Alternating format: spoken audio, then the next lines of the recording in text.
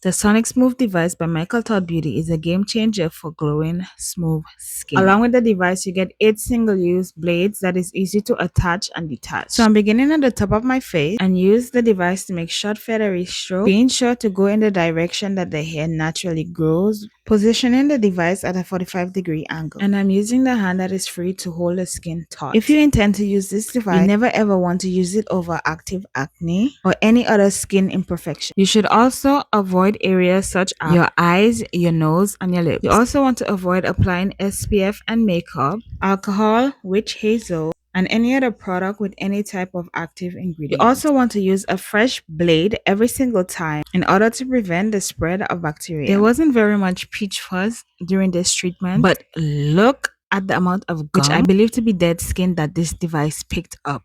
Ugh. After the treatment was over, I used a serum spray to moisturize my skin.